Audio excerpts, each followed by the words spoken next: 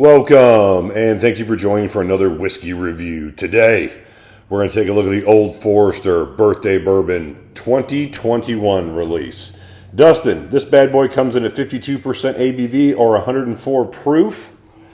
Again, the 2021 version, and this one comes in at 12 years old. Dustin, you know a little bit more about this particular one than I do, but I know this birthday bourbon has been going on, I believe, since 2002. That sounds about right. And I think, what do they age range from 9 to 14 years, roughly? Yeah, I mean, every year they're going to put out something different. They may have done an NAS one, but I think they generally try to give you like the year that it was, distilled, the year that it was bottled. Mm-hmm. Just kind of the basics. Mm-hmm. Other thing to remember, Mike, is these are done in those heat-sinked warehouses like Kentucky was done. Yes. So Brownforeman owns them both, do they not? Okay, sorry. And so you're going to get a little... Yeah, it's a weird bottle. Very. It also takes up a ridiculous amount of space. No bar would ever offer this whiskey if it were not an ultra-premium bourbon. All right, so this that is a heavy pour. Pour over there. I'm going to give you a little bit of that. Or I'm going to take a little bit of yours. All right, but Dustin, so you'll be able to get this one. Luckily, it's a kind of hard to get bourbon. Very much sought after. Again, this particular one is 12 years old. Anything special about the rick house it was in, or anything else like that, my friend? Not anything I know of. If there's anything special there, honestly, they're heat sinking, they're controlling. I don't know the rick houses matter. Yeah. Really for their system. Well, yeah, very well thought of bourbon. It's supposed to focus on, I believe, the idea was the fruitier side of Old Forester. Definitely sweeter, candied kind of notes. I mean, again, it's birthday. You're thinking birthday cake, right? Okay, sure. Or something else. I'm thinking something else. I'm a 45-year-old man. Somebody's jumping out of that cake for me. You know what I'm saying? Hey, all right, that can be sweet too. Yes. All right, let's get into it, my friend. It is candied. Yeah, I mean, this is a classic bourbon off the bat, but the caramel is predominant for sure. Yeah, it's got a nice kind of smoky, oaky note going on. I want to say almost like smoked tobacco leaves, a little bit of barnyard, wood. Yeah, I could definitely get the smoked tobacco leaves. I could definitely get a lot of wood char. Yeah. Just at first, it comes off a little sweet, but I'm not getting a lot of fruit or not of individual fruit. No, I mean, it's fruity. It's almost like, like a pie crust glaze kind of thing. Where, yeah, there's some fruit in there, but really, is it just marzipan type notes, You know what, I tell you what, now that I say that, a strawberry note is kind of starting to build now. I mean, you could convince me there's a hint of banana here. No, well, actually, now it's fairly obvious to me. Caramel, strawberry, vanilla. I can definitely get you on a little bit of red fruit. Specifically strawberry. I'm struggling to get quite to that, but I think it's the oaks coming in at the same time that red fruit's starting to show up. Maybe I've been outside in the sun too long, putting together that patio furniture. It's a bright day here. June. 24 screws. Yeah, 24 screws for one ottoman. And two ottomans. A lot of fun. Yeah, that's only a part of what you've got out there. A lot of fun. But this is good ABV. You know what I mean? Yeah. Good, strong caramel. Caramel almost comes off confectionery. It's just very, very rich, well done caramel. Easy nosing, really bold, really sweet. Oh, the legs on that thing, Mike, are looking really nice here. And this almost kind of gives me the idea of a whiskey that's slightly closed off. I don't know how long you've had this open, nor do I understand how this oxidizes and what is essentially... I can't even tell how much whiskey's been consumed or not consumed out of there. I know I've hit it quite a few times. It's definitely not full. Yes, definitely not full. But I don't know what any of this means. There's a full level that I just cannot try to... You turn it sideways, and it looks like you just crushed half of the bottle, kind of. But I don't think it's quite that much because I don't think the neck was anywhere close to that full. And that's a wide neck. It's quality. All right.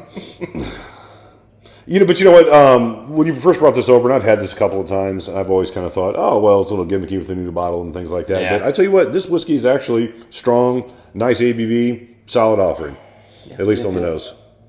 Yeah, but I'm getting distinctly, other than the wood and the oak notes, I'm getting distinctly that vanilla, really rich caramel, a nice caramel, and that strawberry note. What are you picking up on the palate? You couldn't be more classic bourbon than this. This really reminds me of old school bourbon from 10, 15 years ago, where almost everything was age-dated 10, 12 plus years. Sweet notes were the kind of your predominant note.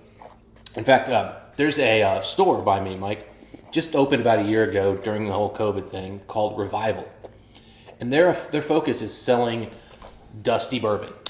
That's what they do, and they also have a tasting place where you can have up to 2 ounces. So they do half-ounce pours. Mm-hmm. So I was there last weekend, and I got 4 pours. One was that Glenfiddich 30-year-old, so not a dusty bourbon, but the other were a dusty turkey, a dusty, I want to say like Old Fitz from Stitzel Weller back in the '60s. Those were really interesting, but we also had like a 2012 like Ancient Age. Mm-hmm. Basic, cheap, nothing whiskey. Not ancient age. Like I always talk about, I'm just a regular ancient age, Mike. Okay. But it literally had a plastic little screw piece that like popped in there, like again, like $5 vodka or something when you were in college. And he poured it out. It came right through that thing. It was shocking how different that is than today's bourbon. And it's bringing me back to this, because this kind of harkens back to that yesteryear sweet forward bourbon. Not dusty bourbons like 60s, 70s, but old, just easy drinking, refined, nice bourbon. You can tell it has good age on it. Comes off very sweet initially on the palate, especially in the front of the palate. I am getting what I think is a strawberry, what I would say is definitely a red berry note. When you swallow, it goes pretty quickly to caramel. The caramel's rich. Oak, caramel is kind of like is the linger in the finish, in my opinion, with just a little bit of extra char. It's cherry cranberry caramel. You know what? There was a bit of a cherry note in there now that you say that. I'm sorry. I'm when I said red berry at first, and I said I think it's strawberry, on the initial palate, that was also cherry. Forgive me for interrupting. Yeah. For me, it's like it's cherry. Mm-hmm. It's cherry and cranberry caramel coming just right together.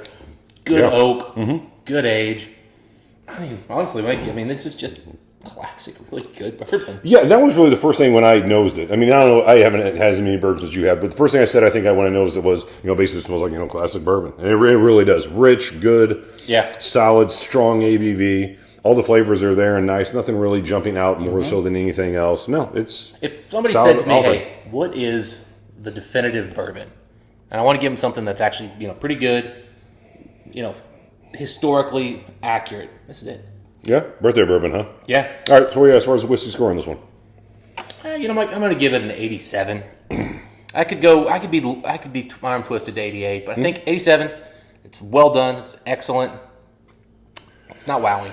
Yeah, it's not wowing, but it is a very, very solid whiskey. I was thinking right along yours, 87, 88. I had the exact same thought. Like I could say 88. It's a strong ABV. The flavors come through really well. It has a good nose, good palate, good mid palate, good finish. Mm-hmm. Nothing wrong with this whiskey at all. It doesn't have a wow factor though for me. So that does come off not necessarily boring in this case, but just not something that I can say I can give it a score of 88 or higher. So I'm in the same place you are, 87 out of 100. I don't know what this retails for, about $100. Am I sound right?